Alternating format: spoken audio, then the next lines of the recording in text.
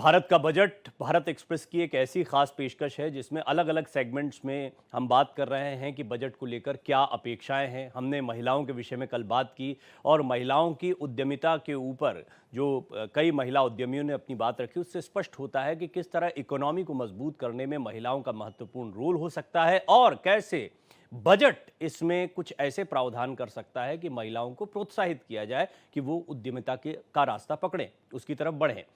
एक और बहुत महत्वपूर्ण सेगमेंट है और ये हमारे देश की इकोनॉमी को मजबूत करने के लिए भी बहुत महत्वपूर्ण है। मैं बात किसानों की कर रहा हूँ। बहुत बात होती है, लेकिन इस बार के बजट से किसानों को तो उम्मीदें हैं ही, साथ ही साथ ये तय माना जा रहा है कि किसानों को लेकर कुछ बड़े ऐलान हो सकते हैं। प्रधानमंत्री नरेंद्र मोदी के तीसरे कार्यकाल का दूसरा केंद्रीय बजट 1 फरवरी 2025 को पेश किया जाएगा। वित्त मंत्री निर्मला सीतारमण संसद में सुबह 11 बजे से वित्त वर्ष 2025-26 का बजट पेश करना शुरू करेंगे और सत्ता में आने के बाद से ही पीएम मोदी की सरकार किसानों की आय बढ़ाने में जुटी हुई है। ऐसा माना जा रहा है कि बीते सालों की तरह इस साल भी किसानों के लिए कई बड़े ऐलान किए जा सकते हैं। सरकार का पूरा फोकस किसानों की आय बढ़ाने पर है। इस बार किसानों के लिए उम्मीदों वाला बजट कैसा होगा? कृषि बजट का एस्टीमेट क्या होगा? क्या किसानों के गुड़ की मिठास रहेगी बरकरार और क्या बजट के बाद बदलेगी आंदोलन की राह? ये जानने के लिए हमारे साथ कई मेहमान जुड़ेंगे खास पैनल पर और अगले 1 घंटे तक हम उनसे विस्तार से बातचीत करेंगे। लेकिन उससे पहले एक रिपोर्ट देखिए।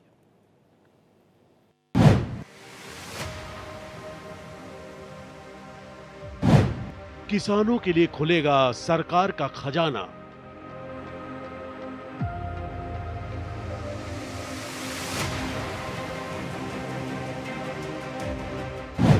किसानों को कर्ज की सौगात, क्या बनेगी बात?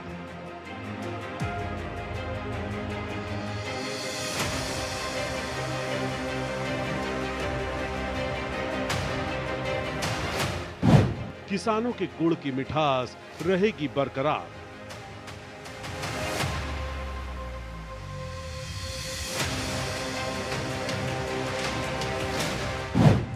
बजट के बाद बदलेगी आंदोलन की राह।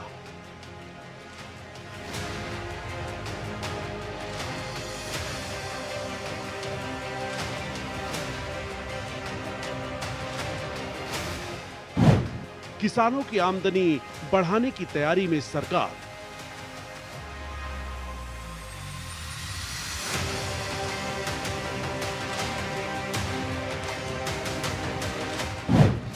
बढ़ेगा कृषि बजट, क्या होगा एस्टीमेट?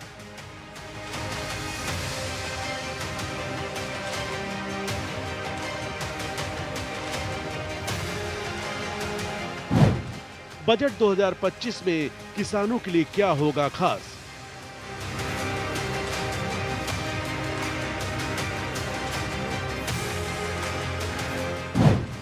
क्या किसानों को मिलेगी राहत?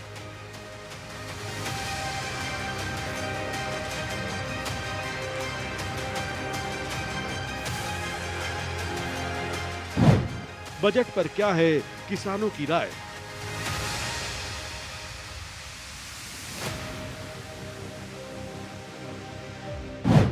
किसानों को मिलेगा बजट में सम्मान।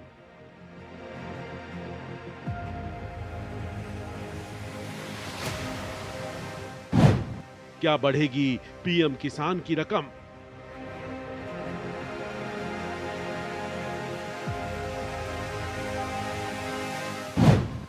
बजट से क्या बदलने वाला है?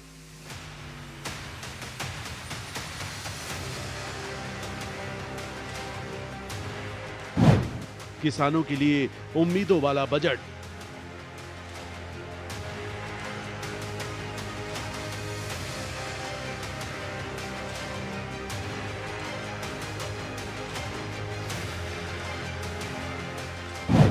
बजट और खेत किसान।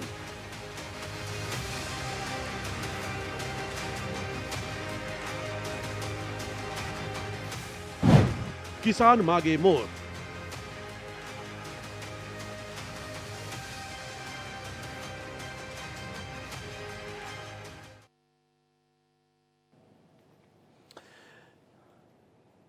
किसानों का मसला हमेशा सबसे महत्वपूर्ण होता है, सर्वोपरि रखा जाता है। किसान मजबूत होगा तो देश मजबूत होगा, इसमें कोई दो राय नहीं है। ऐसे में बहुत ही पसंदीदा मेरे दो मेहमान तो मेरे साथ जुड़ चुके हैं, जिनमें से एक हैं डॉक्टर राजाराम त्रिपाठी। मैं हमेशा उनका परिचय ऐसे कराता हूं कि आप जब गूगल पर डालेंगे देश के सबसे अमीर किसान या रिचेस्ट फार्मर ऑफ इंडिया, तो आप डॉक्टर राजाराम त्रिपाठी का नाम पाते हैं। और ये अपने आप में एक उपलब्धि, हालांकि ये पहचान नहीं होती है, लेकिन ये प्रेरणा का स्रोत जरूर होती है। उनके व्यक्तित्व कृतित्व को बताती है कि किस तरीके से आप खेती किसानी से भी एक बहुत ही समृद्धशाली जीवन पा सकते हैं और कई अन्य लोगों को प्रेरणा दे सकते हैं। इसी तरह आकाश जिंदल साहब हैं, बड़ी आसान भाषा में वो हमें बजट जैसे कॉम्प्लिकेटेड विषय को समझाते हैं।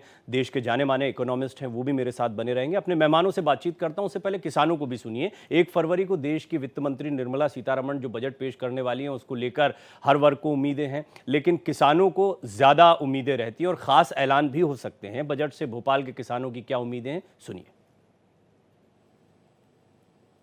सर हम यही चाहते हैं कि किसान पे ध्यान दिए सरकार।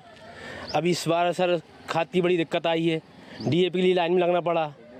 और इसके बाद में पिछले साल जो 4,500 मतलब 4,000 के समथिंग धान, उसके पहले 5,000 तक बिक गई है। इस बार तो सर स्टार्टिंग में 3,000 3200 और अब तो 2,500 2600 2700 आ गई है। इस बार मजदूर मांगते हैं 4,500 लगवाई पर एकड़। हाँ, लागत बढ़ रही है। और दवाई की मतलब हर दवाइयाँ खाद बढ़ रही है, पर किसान की आय नहीं बढ़ रही है। बस हम ये चाहते हैं सरकार से, सरकार किसान एक समर्थन मूल्य बना दे सरकार, कि 4,000 रुपये बिकना तो बिकना है। हमारी समस्या ये है कि सरकार काश्तकार की तरफ तो ध्यान देती ही नहीं है, क्योंकि फसल जब हमारी आती है धान की, अगली साल हमारी 4,000 से ऊपर बिक गई, तो हमारा जो है भरपाई पूरी हो गई, धान की लेबर और दवाई ये वो सब करके। अब इस वक्त तो 2,200 2500 धान बिक रही है, उसमें हमें कुछ पड़ता ही नहीं। हमारे तो कोड़ी के मोल जा रही धान, तो हम कम से कम ये चाहते हैं कि हमारा धान का रेट तो बढ़े, फसल का रेट बढ़े, ताकि काश्तकार को फ़ायदा हो। सरकार से यही चाहते हैं, हमें खाद बीज टाइम पे नहीं मिलता है, बीज नहीं मिलता है, खाद नहीं मिलता है, और भी बहुत सी समस्याएं। बीमा का पैसा बैंक खातों में से पहले काट लेते हैं, बीमा का पैसा नहीं मिलता है। दूसरी बात ये कि अभी भी नुकसान हुआ है, अभी बोनी कर दी जिसके बाद में पानी गिर गया, उसके बीमा का पैसे काट लिए, बीमा के पैसे ही नहीं दे रहे। बहुत सी समस्या, ऐसी कई समस्या जो कि मतलब समय में काश्तकार के लिए ऑटोमेटिक कर लेते हैं, उसके बाद में कोई सुविधा नहीं मिल पाती गवर्नमेंट। सरकार से ये चाहते हैं कि किसान इस समय बहुत घाटे में जा रहा है। पिछली साल में 4,500 रुपये धान बिकी है, और इस साल में 2,500 से लगा के 2200 2500 2800 धान ज़्यादा नहीं जा रही। हर साल में करीबन मजदूर 500 रुपये प्रति एकड़ हर साल में बढ़ा देते हैं, तो इस साल में आपकी धान का खर्चा नहीं हिट रहा। अच्छा, इस साल में खाद की इतनी किल्लत रही है, डीएपी की बहुत किल्लत रही है, लाइन में लगे, यूरिया खाद की भी बहुत किल्लत रही है, लाइन में लगे और समय पे खाद नहीं मिल पाया, फसल में बिना खाद का पानी देना पड़ा। कृषि मंत्री से, मामा जी से ये चाहते हैं कि हमारा किसानों का पूरा ध्यान रखे और पूरा जो भरपाई करे, ताकि हमारे भाव का समर्थन मूल्य हमें बिल्कुल मिलना चाहिए। तो शिवराज सिंह चौहान खुद एक किसान परिवार से रहे हैं, खेती किसानी को, इसीलिए हम आपको भोपाल के किसानों को सुना रहे थे। मध्य प्रदेश के ही वो हैं, तो उनसे ज़्यादा उम्मीदें इस बार हैं यहाँ पर, पूरे देश के किसानों को हैं। और जैसा मैंने आपको पहले ही बताया कि आकाश जिंदल साहब, डॉक्टर राजाराम त्रिपाठी मेरे साथ जुड़ चुके हैं। आप दोनों का बहुत बहुत स्वागत है। डॉक्टर त्रिपाठी, मैं ओपनिंग कमेंट चाहूँगा आप दोनों के। पहले आप मुझे बताएं डॉक्टर त्रिपाठी, आपने एक अलग से कृषि बजट की बात कई बार कही, हम पहले भी इस पर चर्चा कर चुके हैं, कई महत्वपूर्ण बिंदु हैं, आपसे काफ़ी कुछ किसानों के बारे में जानने को मिला हमें। अभी क्या इमीडिएट स्टेप्स हो सकते हैं जो व्यवहारिक लगते हैं? आपको लगता है कि हाँ ठीक है, हम बातें बहुत करते हैं, लेकिन ये कदम उठाए जा सकते हैं ताकि इमीडिएटली किसानों की स्थिति या कुछ चुनौतियां जो बता रहे थे, व्यवहारिक चुनौतियां किसान, उससे कुछ उनको राहत मिले? धन्यवाद प्रवीण जी। दरअसल खेती के बारे में मैं कहूंगा कि आजकल एक जुमला बड़ा प्रचलित है कि भारत की खेती आईसीयू में है, और ये बड़ी खतरनाक स्थिति है। और सरकार की जो जैसे आपने भी कहा कि तात्कालिक क्या किया जाए, तो सरकार जो है खेती को दीर्घकालिक नीति की आवश्यकता है। पहली चीज, खेती एक बड़ा व्यापक क्षेत्र है। मैं बार बार कहता हूं कि जब आप रेल को एक व्यापक सेवा समझ के उसके लिए अलग से पृथक बजट पेश करते हैं, तो खेती के साथ तो प्रसंस्करण जुड़ा है, लॉजिस्टिक है और डेयरी है, मतलब एक खाद्य प्रसंस्करण है, एक बहुत बड़ा सेगमेंट है।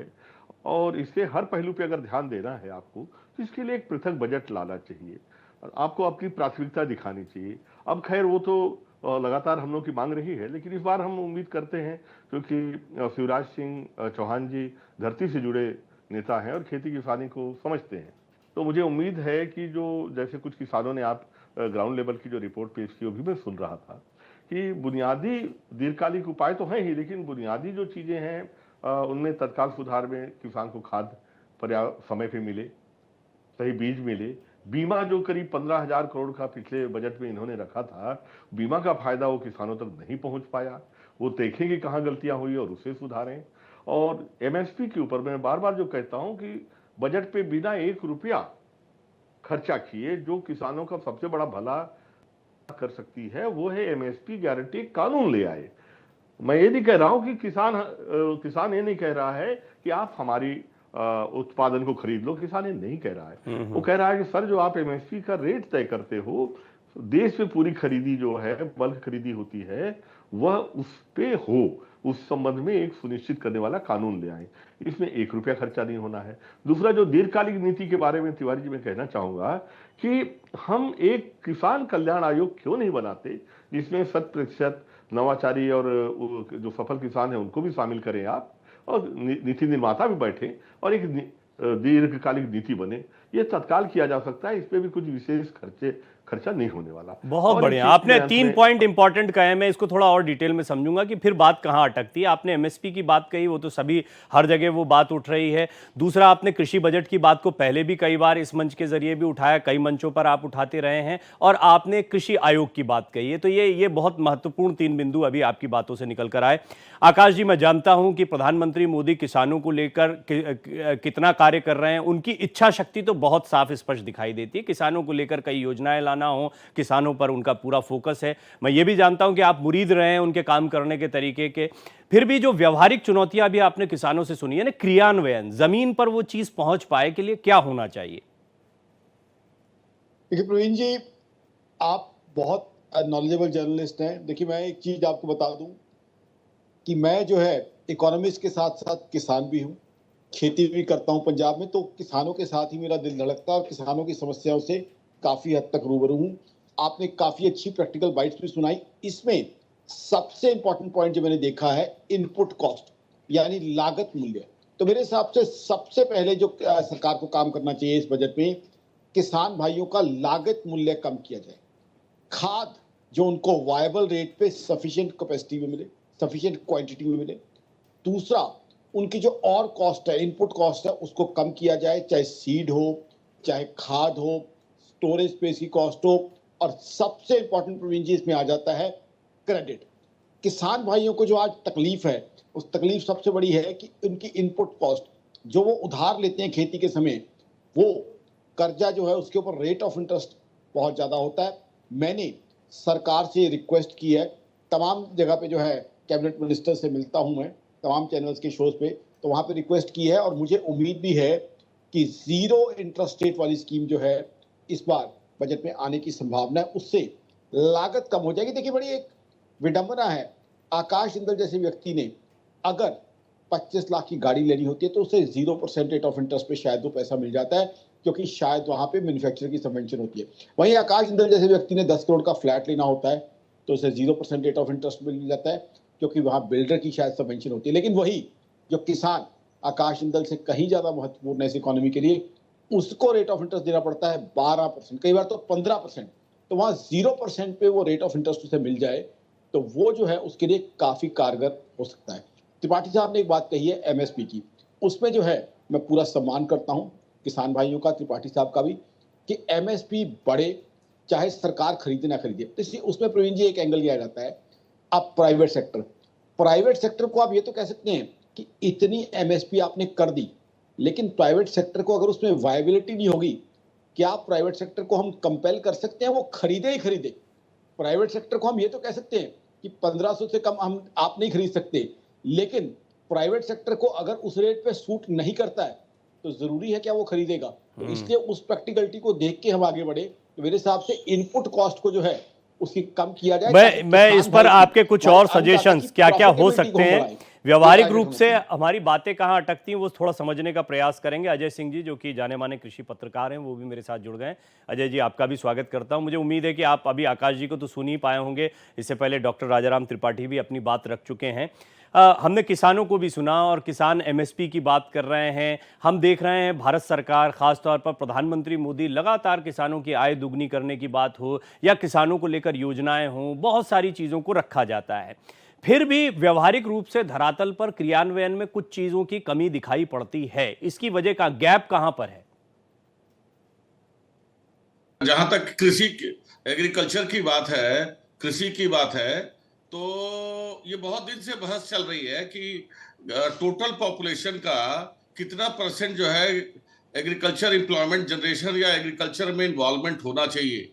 तो देखो जी, ये इसकी जो पॉपुलेशन जो है, जो एग्रीकल्चर में अभी सम्मिलित है, उसको कम करना बहुत जरूरी है, क्योंकि वो एक बहुत बड़ा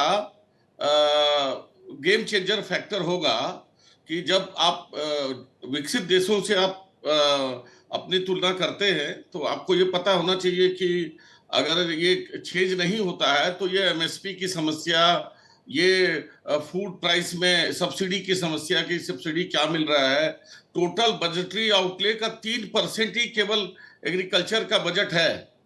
तो अगर आप ये देखिए तो स्किलिंग, ये मैं बहुत पहले से सुनता आ रहा हूँ, और हमें जो बड़े बड़े कृषि शास्त्री हैं, विशेषज्ञ हैं, वो भी ये कहते आ रहे हैं कि ये एमएसपी बढ़ना चाहिए, और एमएसपी बढ़ाएंगे तो फिर वो कंज्यूमर प्राइस इंडेक्स बढ़ता है, बहुत सी बातें होती हैं।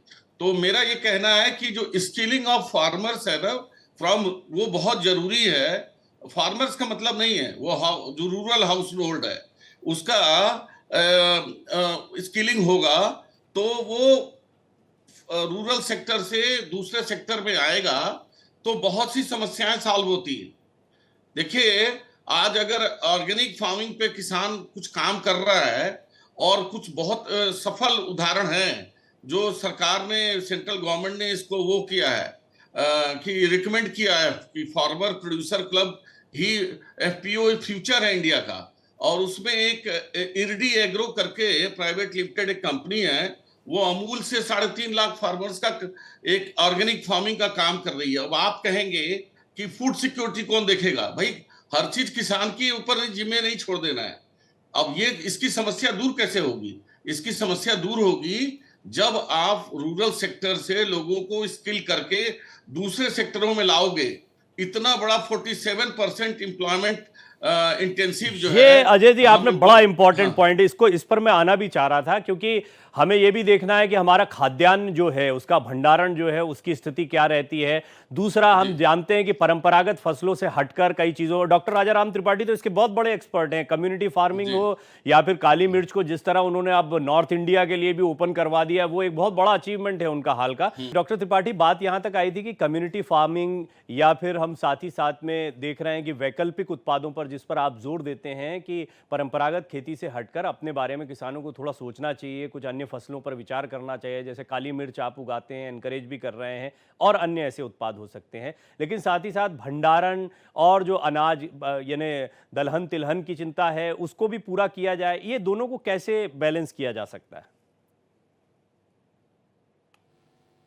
प्रवीण जी, ये बात सही है, बिल्कुल सही है कि कम्युनिटी फार्मिंग हमारे देश का भविष्य होगा, ये तय है। और हमें बाजार आधारित खेती भी करनी पड़ेगी, और डिमांड एंड सप्लाई के आधार पे, क्योंकि बाजार राजा है। जिस चीज़ की डिमांड है उसे अगर हम उगाएंगे तो जो टमाटर फेंकने की स्थिति आती है वो नहीं आएगी, पहली चीज़। साथ ही साथ जो नवाचारों के जरिए बहुत सारे किसान सफल हुए हैं प्रवीण जी, एक लंबी लिस्ट है इस देश में जिन्होंने अपने दम पे खेती में सफलता पाई है। उन नवाचारों को भी क्योंकि अन्य किसानों तक पहुंचाने की जरूरत है। एक सफल मॉडल आदमी तैयार करता है, लेकिन जन जन तक वो व्यक्ति नहीं उसे पहुंचा सकता, वो काम सरकार कर सकती है। तो नवाचारों से भी बहुत कुछ सीखा जा सकता है और खेती को आगे बढ़ाया जा सकता है। एक चीज मैं जरूर कहूंगा कि 1 अरब 50 करोड़ की जनसंख्या जहां पर है, तो उस आत्मनिर्भर भारत की शुरुआत हमारी भोजन की थाली की निर्भरता से होती है कि भाई अनाज जो है पर्याप्त रहे। क्योंकि आप देख रहे हैं बीच बीच में कई बार हमें दाल आयात करना पड़ा। हम 80 लाख टन दाल आयात की है। कई बार प्याज आयात करना पड़ रहा है। कई बार ऐसी स्थितियां निर्मित हो रही हैं। तेल में आप जानते हैं हम आयात पे कितना निर्भर है तेल के मामले में। ऐसी स्थिति में हमारी खाद्य सुरक्षा बड़ी महत्वपूर्ण है और किसान उसकी महत्वपूर्ण कड़ी है। उसमें मैं मानता हूं शोध में जो लगातार कृषि शोध में कटौती हो रही है उसे रोका जाना चाहिए और केवीकेफ को मजबूत बनाया जाना चाहिए। माननीय प्रधानमंत्री जी स्वयं एमएसपी के बड़े पैरोकार थे। मुझे ख्याल है कंज्यूमर अफेयर कमेटी की रिपोर्ट में उन्होंने अंडरलाइन किया था कि किसानों को एमएसपी दिलाई जानी चाहिए, जो तत्कालीन पीएम मनमोहन सिंह जी को उन्होंने सौंपा था। तब उन्होंने एक ट्वीट भी के किसानों को एमएसपी जरूर दिलाई जानी चाहिए। तो मेरा मानना है जरूर वो चाहते हैं कि किसानों को एमएसपी मिले। हाँ, उसमें कई रोड़े भी हैं, उसमें मिल बैठ के रास्ता निकाला जा सकता है। मेरा मानना है इतना कठिन नहीं है एमएसपी को तय करना जितना हमारे अर्थशास्त्री और हमारे नीति निर्माता मान रहे हैं। मेरा मानना है रास्ता है और रास्ता संवाद से निकलेगा। कहीं न कहीं संवाद में हमारी, मेरा मानना है, चूक हो रही है। आकाश जी ने वैसे एक पॉइंट तो बता दिया था और मैं आकाश जी को इसलिए खूब गौर से सुनता हूं कि बड़ा रिसर्च करके वो बैठते हैं। उन्होंने एक बात ये बताई कि मार्केट को तो आप फोर्स नहीं कर सकते हैं, प्राइवेट जो बायर्स हैं या जो किसानों का माल ले रहे हैं उनको आप बाध्य नहीं कर सकते हैं कि वो इसी रेट पर लें, फिर वो कुछ और विकल्पों पर सोचने लगेंगे, फिर एक नई मुसीबत खड़ी हो जाएगी। फिर भी एमएसपी बहुत ज़रूरी है और हम देख रहे हैं कि इसको लेकर बड़ी बातें भी होती हैं। जब जब चुनाव आते हैं तब तब इसको खूब भुनाया भी जाता है। तो ये इसमें रोड़ा कहाँ पर अटका हुआ है? पहले जैसे भोपाल के किसानों को आपने सुना, एक बार संभल के किसानों को सुनिए, उनकी उम्मीदें क्या हैं वित्त मंत्री से।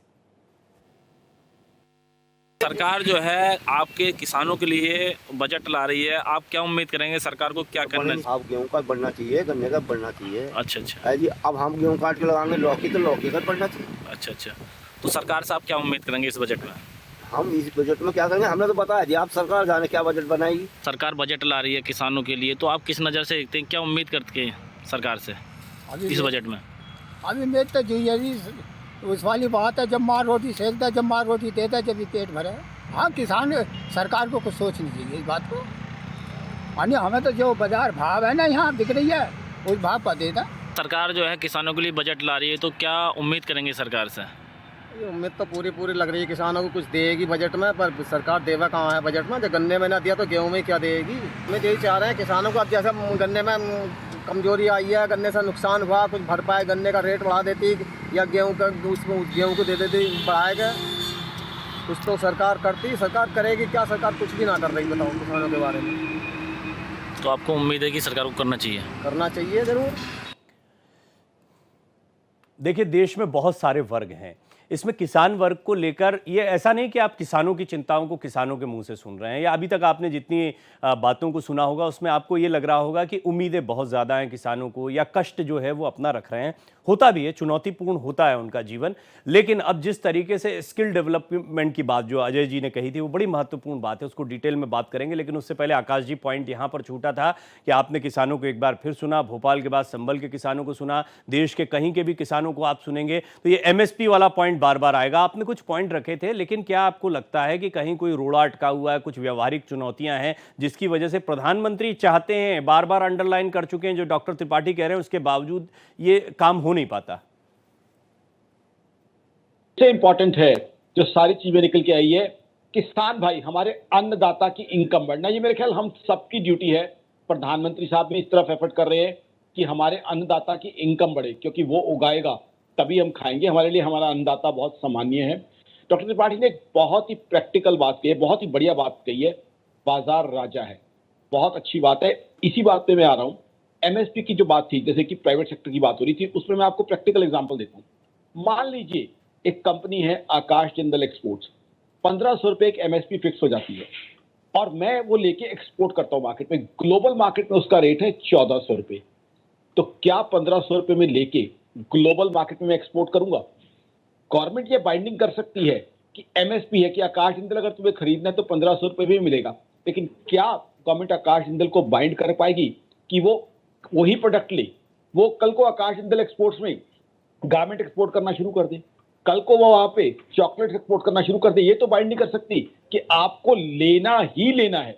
तो इसलिए ये जो एमएसपी है, क्या वो प्रैक्टिकल सोल्यूशन है? क्या वो बिजनेसमैन को कंपेल कर पाएगा कि आपको लेना है? बिजनेसमैन के लिए रेट कंपेल कर सकते हो, आपकी इस रेट पे लेना है, बट क्या ऐसा रेगुलेशन ला सकते हो कि आपको ये काम करना ही करना है? तो इसलिए हमें किसान भाइयों की इनकम बढ़ाने के लिए और चीजें सोचनी पड़ेंगी। सबसे पहले तो त्रिपाठी साहब ने एक बहुत अच्छी बात कही थी कि मार्केट रिसर्च। सबसे पहले मेरी ऑर्गेनाइजेशन आकाशमंडल.in का मानना है मार्केट रिसर्च करके किसान भाई को बताया जाए कि किस चीज में उसे बढ़िया मार्केट अच्छा वैल्यू देगी, वो चीज वो उत्पाद करे, उसको नॉलेज डिसेमिनेशन की जाए।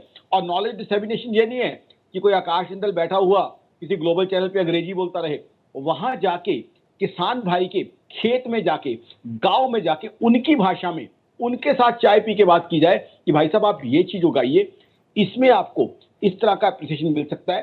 सरकार के पास पूरा इंफ्रास्ट्रक्चर है, मशीनरी है, वो एंटीसिपेट करे कि इस चीज की इतनी डिमांड होने वाली है। जैसे त्रिपाठी साहब ने कहा इंपोर्ट एक्सपोर्ट भी उससे जो है उसी तरीके से रेगुलेट हो। क्यों हम इंपोर्ट करें?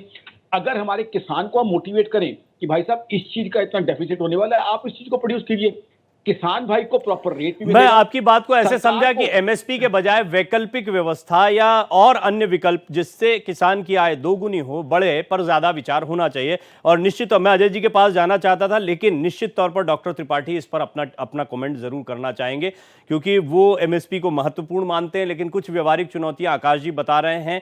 क्या इससे निपटना मुमकिन है या इस पर आपका कोई और स्टैंड है डॉक्टर त्रिपाठी?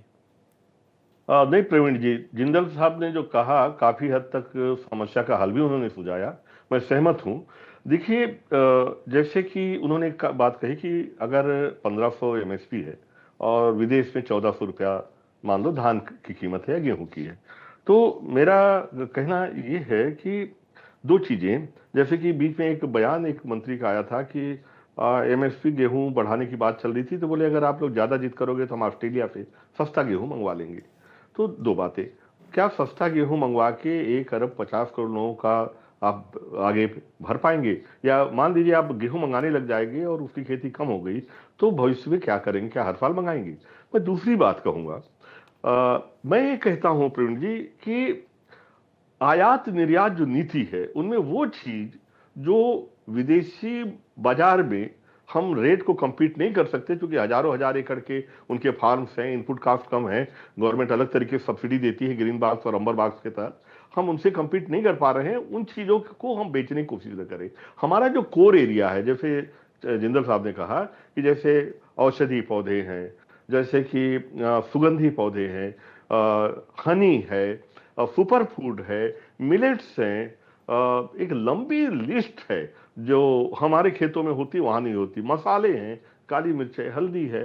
तो हाई वैल्यू क्रॉप्स बहुत सारे ऐसे हैं जो ठंडे देशों में जहां बर्फ पड़ती हो ही नहीं सकती और जिनमें हम राजा हैं। हमारे पास 4500 बायोडाइवर्सिटी है सर, हमारे यहाँ 16 क्लाइमेटिक जोन है।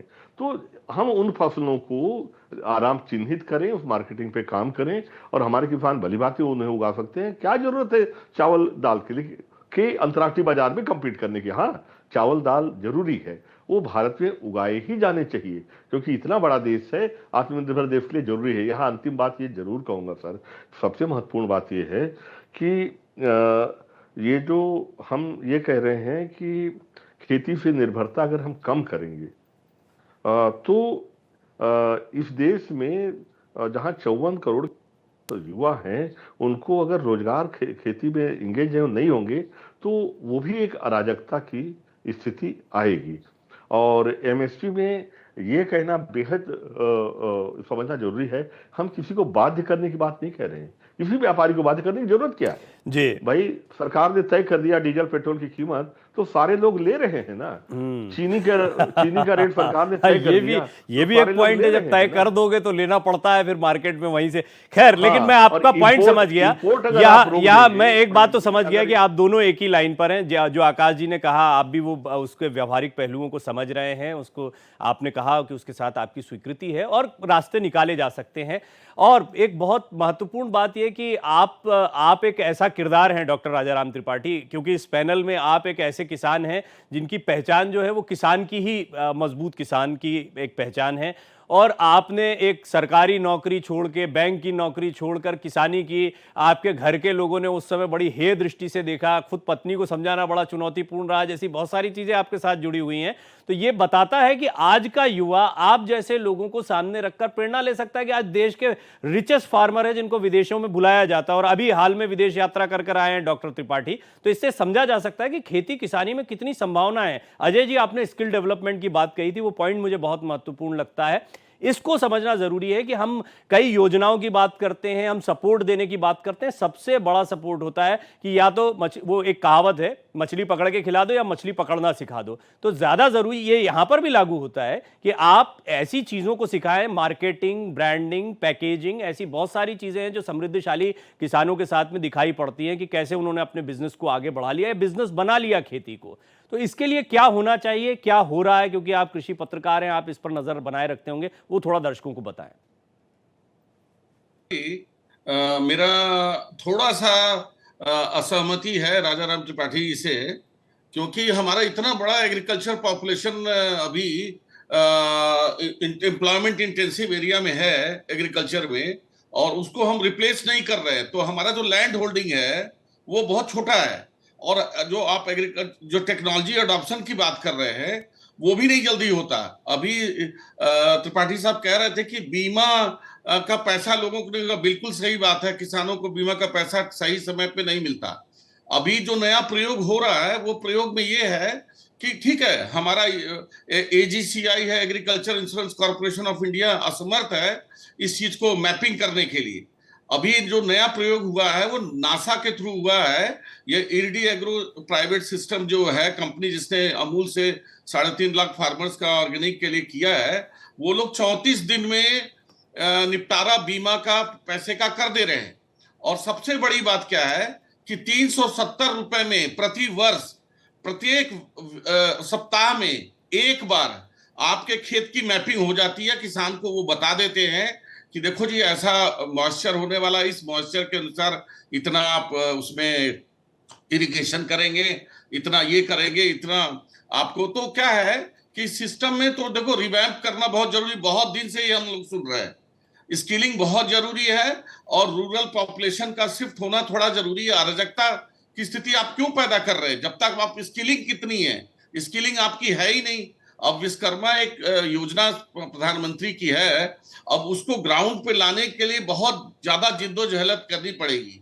और दूसरा बात कि अभी देखिए डेयरी बहुत बड़ा उदाहरण है। डेयरी में 75 to 80% कंज्यूमर एक्सपेंडिचर का लाभ जो है किसान उठा रहे हैं। डेयरी उद्योग एक सफल उद्योग है, तो क्यों नहीं फ्रूट्स एंड वेजिटेबल में जो राजा राम त्रिपाठी जी कह रहे हैं उसमें मार्केट रिसर्च बढ़ा के उसका वैल्यू एडिशन करके इसको उस स्तर पे लाया जाए कि वो डेयरी के बराबर हो या डेयरी से भी ज्यादा हो, क्योंकि उसका पोटेंशियल बहुत ज्यादा है। फिर रहा ऑर्गेनिक फार्मिंग के, जिसके वो एक्सपर्ट है। मेरा तो यही कहना है कि अभी जो नया एक्सपेरिमेंट हुआ है महाराष्ट्र में, और अमूल छोटा मोटा ग्रुप नहीं है, अगर वो सेटिस्फाई हो के 3.5 लाख फार्मर्स के साथ मेहसाना डेयरी में एक अनुबंध किया है, भाई किसान को की इनकम जो है वो क्यों नहीं बढ़नी चाहिए। हम तो इस किसान की इनकम पे बहुत ज्यादा जोर देते हैं। वो MSP के थ्रू उतनी नहीं बढ़ेगी। हम सरकार 3% बजट दे रही है टोटल। आपने कई पॉइंट्स जो है, आपने कई पॉइंट्स रखे अजय जी, और मुझे तो इसमें कहीं विरोध, आपने शुरुआत की थी कि मैं इस बात से असहमत हूं, लेकिन मुझे तो ऐसा लगा कि आप लोग एक ही बात नहीं है, एक ही बात बोल रहे हैं। How to plug all the step by step नहीं, मुझे तो ये लगा कि डॉक्टर त्रिपाठी और आपकी बात में, जिंदल जी की बात में कोई फर्क ही नहीं आया है, कोई असहमति। इसके महत्वपूर्ण और क्लोजिंग कमेंट की तरफ हम बढ़े, उससे पहले इटारसी के किसानों को भी सुन लीजिए। पहले तो सर मैं आपको बताना ये चाहूँगा कि जो विगत वर्षों में सरकार ने जो किसानों के लिए बजट दिया है, हम उससे बिल्कुल भी संतुष्ट नहीं।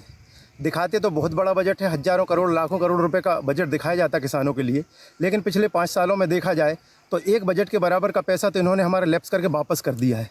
पिछले साल भी लगभग 26,000 करोड़ रुपए जो है वो लैप्स होकर वापस हुए हैं किसानों के बजट के। यदि ये वास्तव में किसानों को लाभ पहुँचाना ही चाहते हैं तो उस बजट का पूरा इस्तेमाल किया जाए।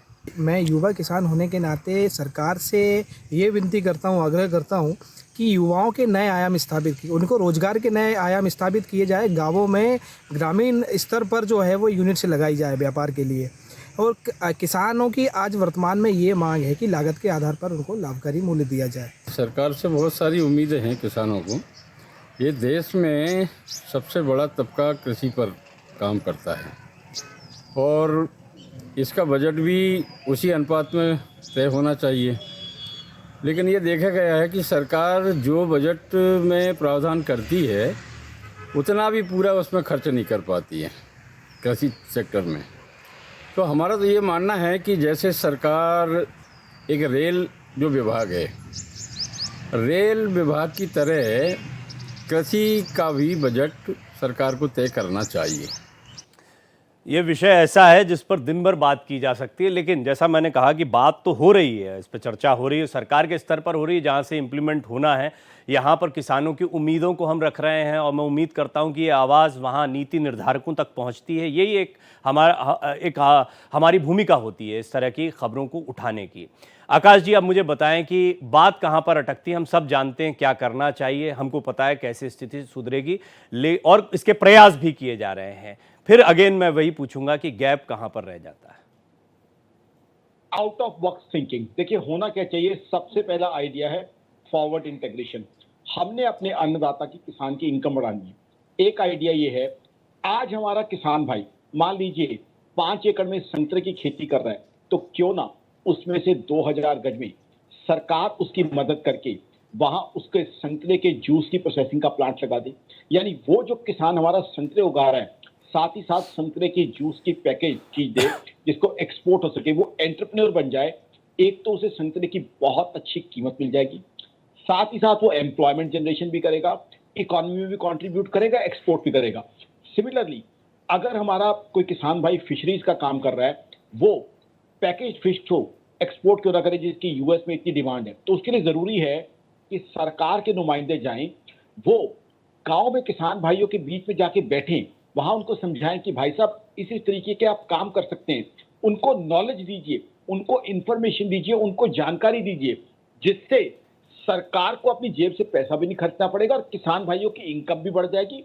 हमारे लिए फॉरेक्स भी जनरेट होगा। आकाश जिंदल इस चीज के लिए वॉलंटियर करता है, सरकार को इसकी एडवाइजरी चाहिए तो मैं फ्री ऑफ कॉस्ट जो है सरकार के पास जाके बैठने को तैयार हूँ, बताने को तैयार हूँ क्या क्या तरीके हो सकते हैं। उससे हमारे अन्नदाता की हम इनकम बढ़ा पाएंगे, क्योंकि अन्नदाता हमारा सक्षम होगा, वो ये महत्वपूर्ण है। मुझे तो लगता है कि इसका पार्ट 2 भी हमको करना चाहिए। किसानों का मुद्दा बहुत अहम है। डॉक्टर त्रिपाठी, आप तो खुद भी कई किसानों को एनकरेज कर रहे हैं, उनको बाकायदा सिखा रहे हैं कि इस तरह से वो आपकी तरह सक्सेसफुल हो सकते हैं, और आप तो इस तरह से भी सिखा रहे हैं कि उनको बीज से लेके कैसे खेती किसानी को या ऑस्ट्रेलियन टीक को लगाना है उसको भी बढ़ावा दिया जाए। तो ये इसमें आप सरकार की भूमिका को कैसे देख रहे हैं? कितना एनकरेज किया जा रहा है? योजनाओं की जो बात होती है वो कितनी, या प्रोसेसिंग यूनिट की फॉर एग्जांपल जैसा जिंदल साहब ने कहा, इन चीजों को लेकर अभी आप किस रफ्तार पर देखते हैं योजनाओं को? प्रवीण जी, जो जिंदल साहब ने कहा कमोबेश वही चीज अजय जी ने भी कही है, स्किल डेवलपमेंट। मैं उनसे बिल्कुल सहमत हूँ। अजय जी ने जो कहा स्किल डेवलपमेंट, हम लोगों की सफलता में उसका बड़ा योगदान रहा। हम लोगों, हमारे पूरे समूह के लोगों को सही प्रोसेसिंग, सही ऑर्गेनिक फार्मिंग कैसे की जाए, ब्रांडिंग उसकी कैसे करें, मार्केट तक कैसे ले जाएं, तो इन सब में हम लोगों ने ट्रेन किया अपने ग्रुप को, और ये गांव के लोगों को भी ट्रेन किया जाना चाहिए। स्किल डेवलपमेंट में भारत सरकार बहुत काम कर रही है, लेकिन मेरा मानना है वो रूरल एरियाज में उस गति तक अभी नहीं पहुंच पाया है, और वहाँ इसकी बड़ी जरूरत है। और छोटे छोटे प्रोसेसिंग यूनिट छोटे छोटे गाँव में लगाए जाने की जरूरत है। सरकार इस पे काफी काम कर रही है, लेकिन मेरा मानना है कि ये किसानों की जरूरत के अनुसार अलग अलग क्षेत्रों में, देखिए बड़ी विविधता है फसलों में, क्षेत्रीय आवश्यकताओं में, क्षेत्रीय समस्याओं में। तो उसको आपको एक नियम दिल्ली से बना के या करके एक योजना बनाते हैं ना, तो असफल हो जाती। आपको क्षेत्रीय आवश्यकता के आधार पे योजनाओं को किसानों के संगठनों के या किसानों के साथ बैठ के किया जाना चाहिए, तैयार किया जाना चाहिए, तब ये सफल होंगी योजनाएं। मेरा कहना यही है। जी अजय जी, कई योजनाएं बनती, हर बार जब भी बजट आता है तो मैं देखता हूँ किसानों का बजट होगा, किसानों का बजट होगा, ये बात कही जाती, होता भी है, ध्यान दिया जाता है, लेकिन जो 3% की बात आप शुरुआत में कह रहे थे, मैं जानता हूं डॉक्टर त्रिपाठी तो कई बार कह चुके हैं, अन्य किसान भी कह चुके 10% या इससे भी ज्यादा होना चाहिए जब किसानों की इतनी चिंता है। तो आपको लगता है कि बजट बढ़ाने से कोई फर्क पड़ेगा, या दूसरा जो इम्प्लीमेंटेशन की हम बात कर रहे हैं उसमें आप कुछ चीजों को पाते हैं कि इनको दुरुस्त कर लिया जाए तो और बेहतर नतीजे आ जाएंगे?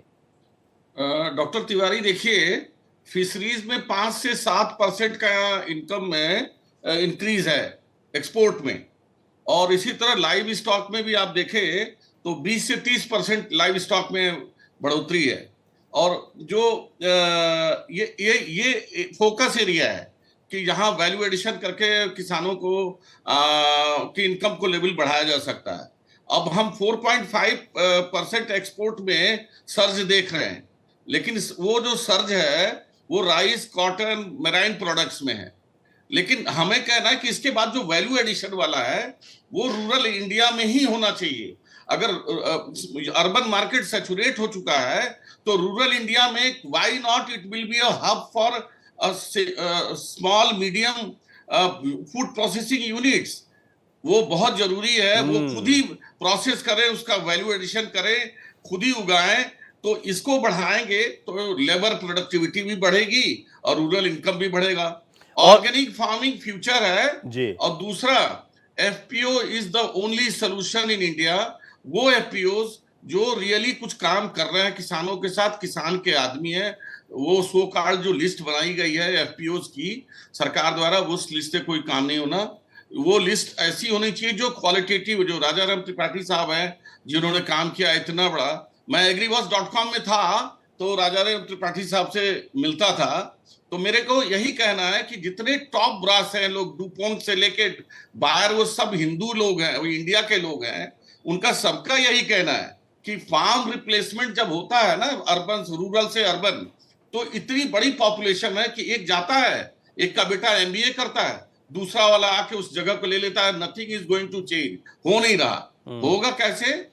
वो जब आप मैंने जैसे कहा अजय जी, आपको रोकने का मन नहीं कर रहा था, आप महत्वपूर्ण बात कर रहे हैं रोकने, लेकिन जैसा मैंने कहा कि ये तो इसका तो पार्ट 2 होना चाहिए। बड़ा इंपॉर्टेंट विषय है और जब भी बात करते हैं तो काफी कुछ जानने समझने को मिलता है। अभी जो महत्वपूर्ण बातें सामने आई हैं, और हम जो कृषि एक्सप्रेस, हमारा खास शो है भारत एक्सप्रेस पर, हर हफ्ते हम किसानों से बातचीत करते हैं, वहां मैंने देखा, आप बिल्कुल ठीक कह रहे हैं अजय जी, कि जितने भी समृद्धशाली किसान हैं उन्होंने नवाचार, जिसकी बात डॉक्टर त्रिपाठी कहते हैं, या इनोवेशन, उस पर बहुत ध्यान दिया, या फिर प्रोसेसिंग, मार्केटिंग, ब्रांडिंग, इन चीजों को सीखा समझा, इसमें स्किल्स को डेवलप किया है, और वो समृद्धि उनके जीवन में देखने को मिलती है। हम उम्मीद करते हैं कि इन चीजों में युवाओं का आकर्षण और बढ़ेगा। जो किसान थे, उनकी जो अगली पीढ़ी आती है, वो क्योंकि टेक्नोलॉजी को बेहतर समझती है, खेती किसानी को लेकर सम्मान का जो भाव हमेशा से रहा है वो होना भी चाहिए।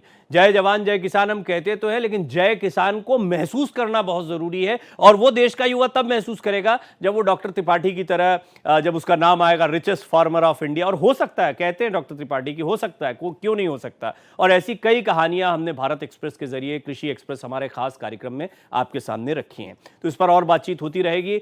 आकाश जिंदल जी, आपका बहुत बहुत धन्यवाद। डॉक्टर त्रिपाठी, आपका धन्यवाद। अजय जी, आपका बहुत बहुत धन्यवाद इस चर्चा में जुड़ने के लिए। भारत का बजट में हम लगातार अलग अलग सेगमेंट्स पर बात करते रहेंगे। आज के लिए इतना ही।